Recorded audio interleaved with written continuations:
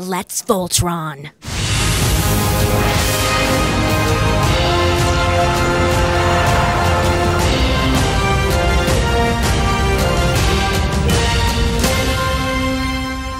Hi, this is Marc Morrell, host of Let's Voltron, the official Voltron podcast. We're here at WonderCon 2019, and I got the opportunity to talk to Zehra Fazal, who plays Rizavi in Voltron Legendary Defender. Yay, hi. Thank you so much for having me. I'm so excited to sit down and talk to you. We haven't talked to any of the MFE pilots other than AJ, who's Griffin. Of course, Griffin. Ha. Well, we'll see about that. But people have been requesting the MFE pilots. That's so cool. Yeah, they're such lovable, they're such lovable characters, the way they were introduced with their individual personalities and so strongly. Yeah, it's so cool that people are interested in them, and I love them. So let's go back to the beginning. How did you audition for Voltron, and how did it go? I was lucky to audition for Voltron several times for different characters. I remember I'd auditioned for Allura, I'd auditioned for Zethrid, for Hagar, and finally I'd auditioned for Nadia Rizavi. Came across my desk, and when I read the description about how she.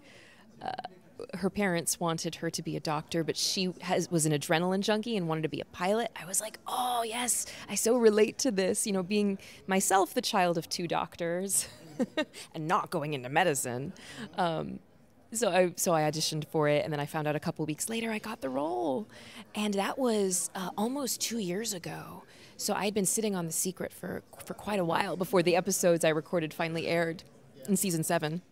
Yeah. So what was it like getting into the booth? Did you get to do it as an ensemble? So the first record, I got to do it with Anna Graves, who plays Leaf's daughter, and that was super fun. And, the biggest thing for me was working with voice director Andrea Romano, who I had been such a huge fan of her work all through growing up. I loved Animaniacs, Batman the Animated Series, Pinky and the Brain. And so to be directed by her, I was like trying to contain my glee in the booth. Like everybody, did she bring out the best in you? Absolutely. Absolutely. I always tell people, you hear so much about her, how amazing she is, how she makes you feel supported in your choices, and it's 100% the case. She's so amazing, and I feel so grateful that I got to work with her before she retired. Voltron was her last animated series before her retirement, so she was just lovely.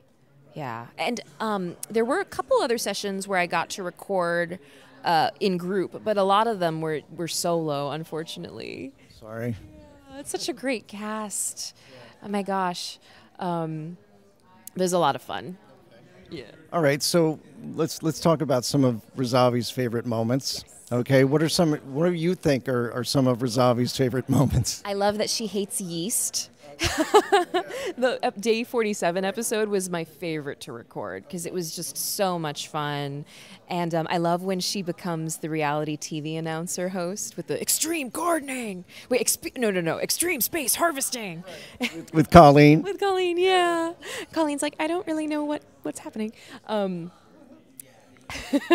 I love that episode. And I also really loved Launch Date, the first episode of season 8, where the girls go to the mall and Pidge and Rizavi freak out over the video game. And it's just so relatable, personally. Like having a game that you never got to finish because life got in the way. And in this case, life was the Galra invading Earth. Making sure Allura gets the right outfit, they had to give up the game. That's right. What a noble sacrifice. That was really Pidge's call. I think Rizavi was heartbroken about it personally. Right. So, yeah, when we went to Day 47, obviously, we didn't know you were going to be so, oh, man, this has to be not boring. It has to be action-packed. We got to make this documentary something people will remember for years on. Right. And, we recorded the episodes kind of not necessarily in chronological order.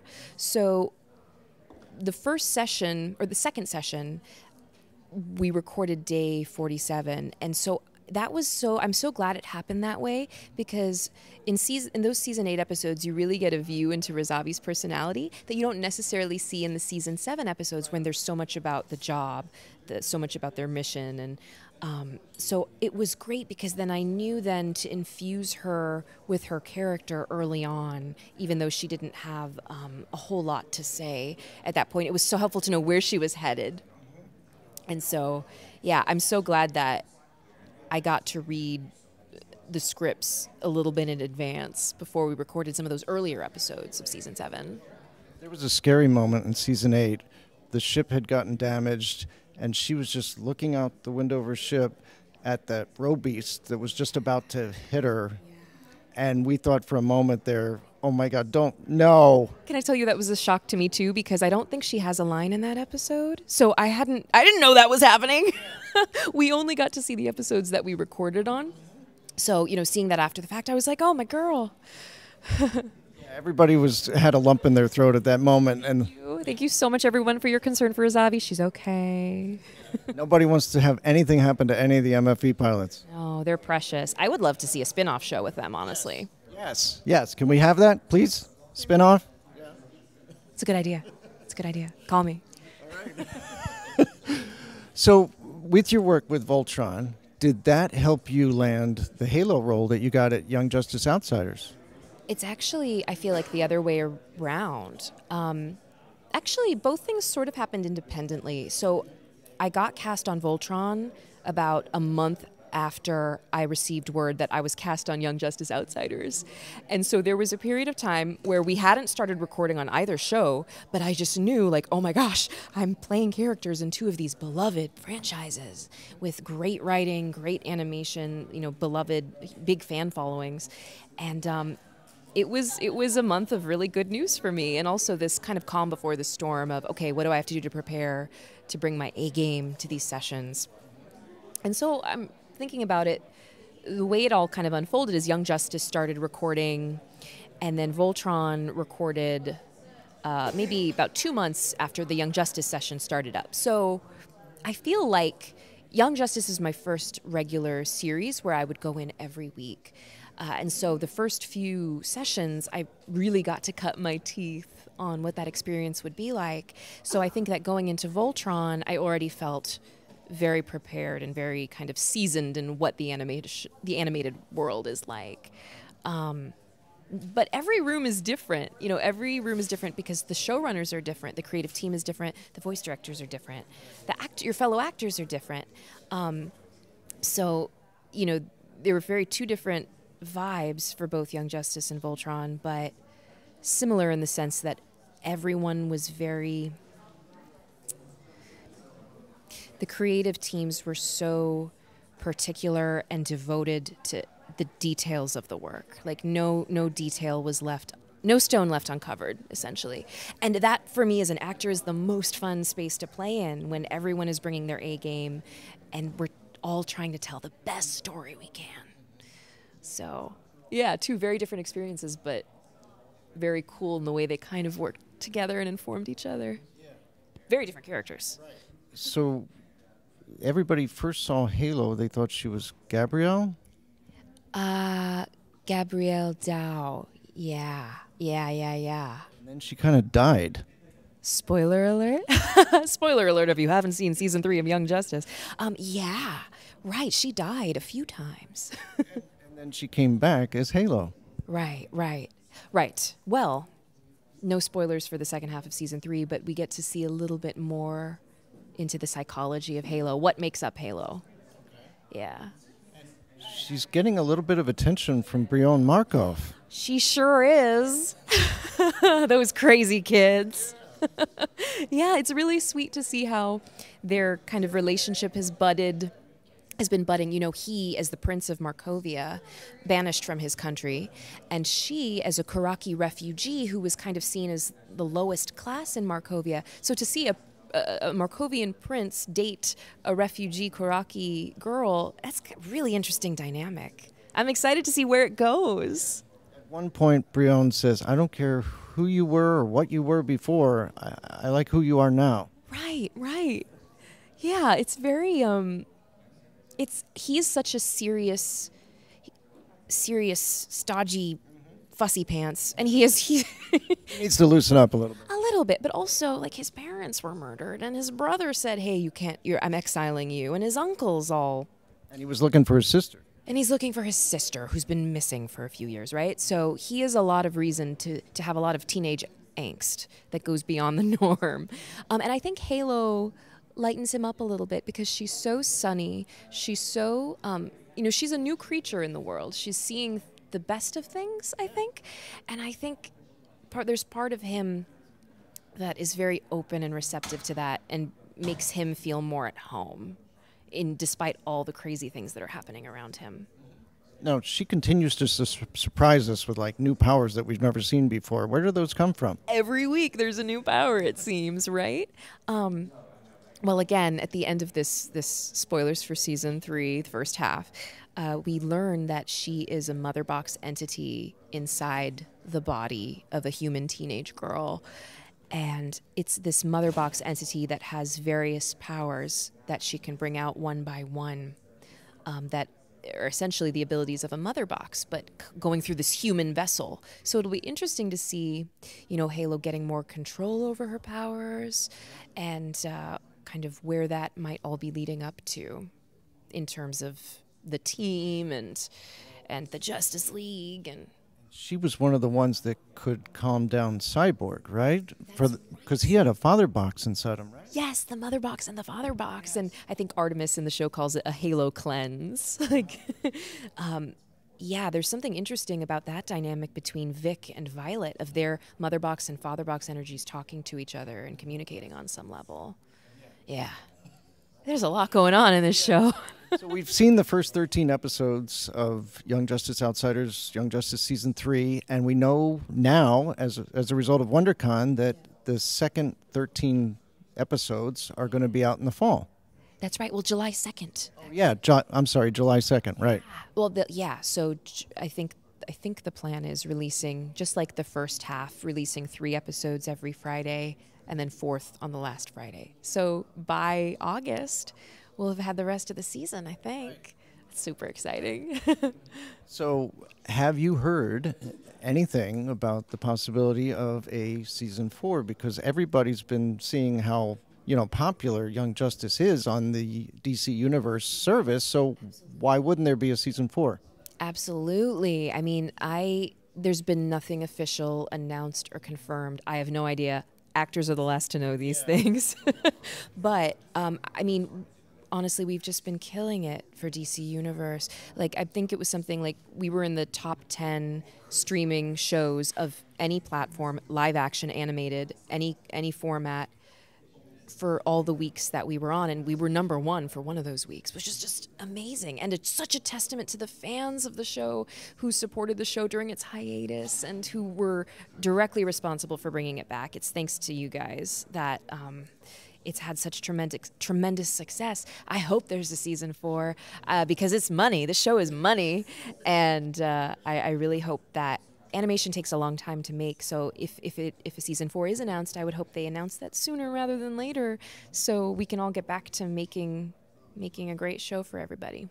We can't wait to see what's coming up with Young Justice, and we wish you all the luck in the world with Halo. Thank you so much. Have you, now that you've been here at WonderCon, been able to see all the cosplay and everything? Have you seen any cosplay of either Rizavi or Halo or anybody from either of those 2 shows? I have not seen any Rizavi or Halo cosplay in person yet, but I've seen some amazing Rizavis online. Shout out to, I'm sorry if I mispronounced this, Dailara cosplay. She has this amazing, she did a Rizavi so Lauren, one of the showrunners of Voltron, had drawn a fan art of the MFE pilots as Marvel characters, and she drew Rizavi cosplaying as Kamala Khan, Ms. Marvel, and Dailara Cosplay did that cosplay, Rizavi as Ms. Marvel, which I saw it online. It was so cool. I would love to see something in real life, though, so I'll keep looking. Haven't seen any Halos yet. That's another thing I'm looking forward to seeing. I saw a few great Artemis Crocs today from Young Justice, and there's a lot of there's a lot of Teen Titans Go I'm seeing. Yeah, a lot of really cool Robins and Starfires and Ravens. Ravens. Oh, that's such a great costume. Yeah. the hair and the gem. The purple. Yes, yes. So, have you seen any other characters from Voltron or any other characters from Young Justice at all? I've seen a few. Why am I blanking on his name? I've seen a lot of Keith's. No, I haven't. I love your thing. You know, AJ, who you were talking about earlier, he got this fantastic MFE pilot hoodie from an Etsy shop online that I have to go check out because I need this hoodie. I need this hoodie, guys. Like, I love it. It's so great. I actually had to get mine all the way from Hong Kong. Oh, wow. That traveled a long way. I ordered it online, and it took, several weeks to ship, but I love it. It looks fantastic. It looks so comfortable, too. And it even has the paw. That's amazing. That's so cool. And of course, I have the Han Cholo rings. That's amazing. Oh, my gosh. That is so cool. That's the one from the Deadpool movie. That's the red line, and that's the blue line, all from Han Cholo. That is so cool. Oh, man. Voltron merchandising on point. Don't you wish there were like action figures of all the MFE pilots and the Atlas and all the fighters and all that? Yes, 100%. The minute something like that gets made, I know there's like all these fantastic companies that do custom action figures. So that may be something to look into. But yeah, the minute there's like a figure of a character I play that is going on my desk at home. That's what all the actors hope for. Yeah, totally.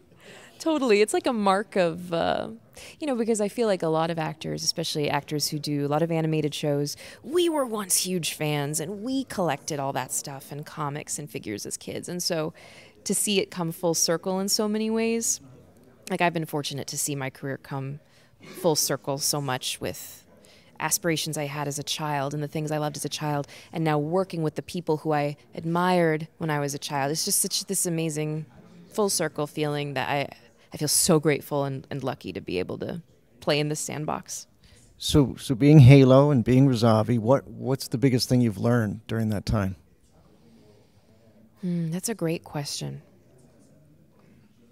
I think in the case of both of them, especially more so with Rizavi, I love playing the comedic element of things, of using comedy to break apart dramatic tension. And I feel like Rizavi in particular does that a lot in Voltron. And same with Halo. I feel like there's an inherent... She's so funny. She's so funny. She's written so funny.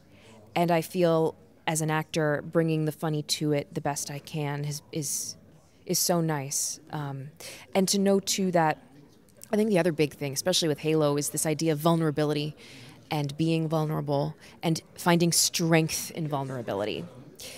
She gets killed frequently, but she always gets back up. She always comes back. She always goes back to the fight.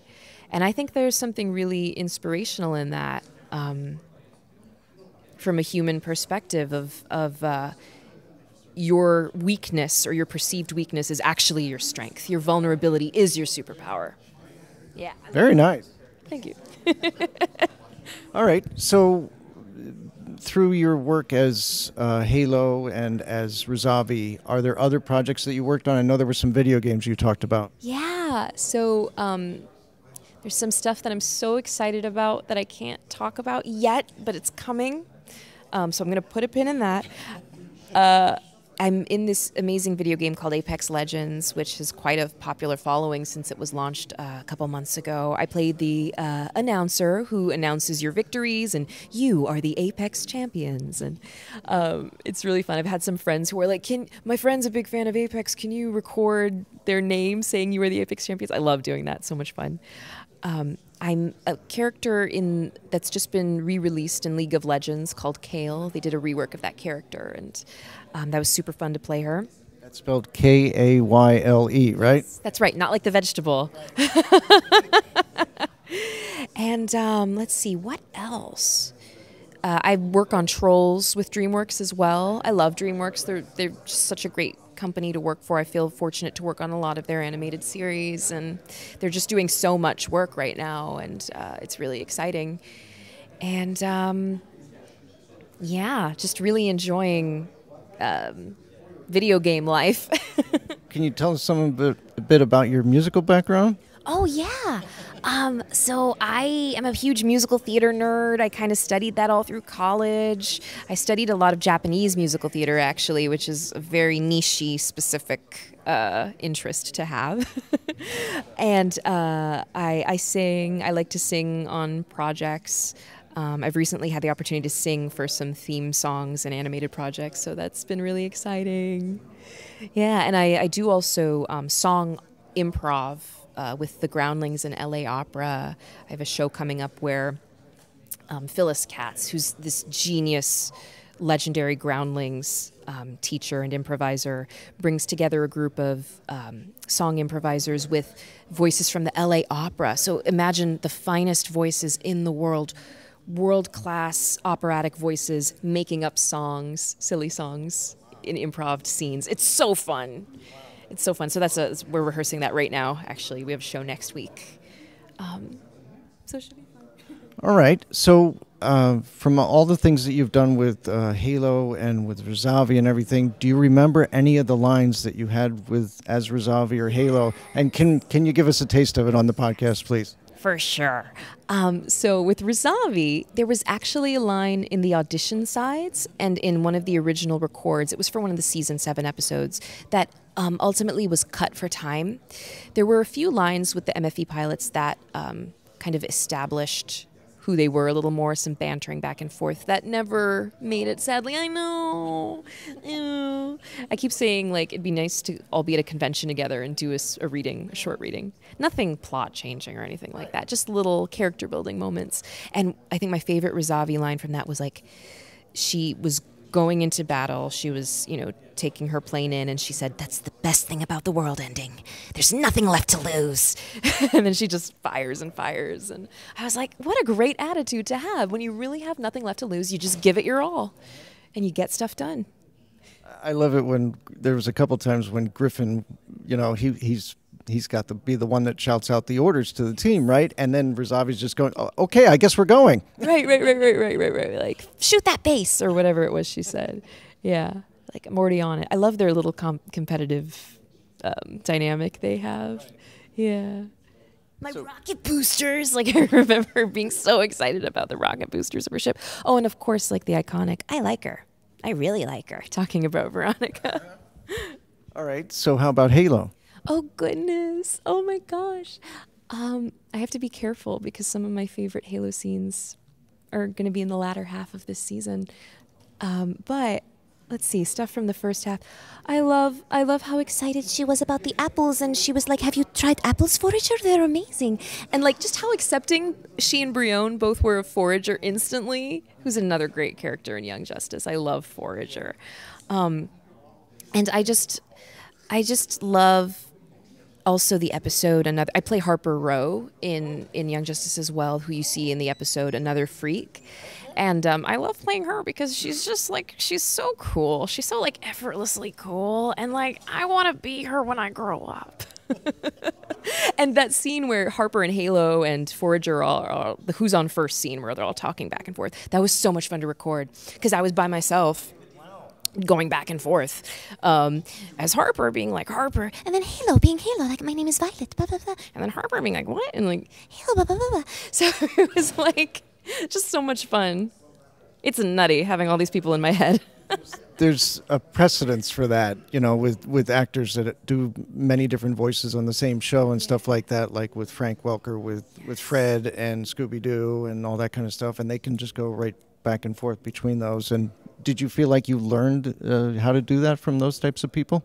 Well, no.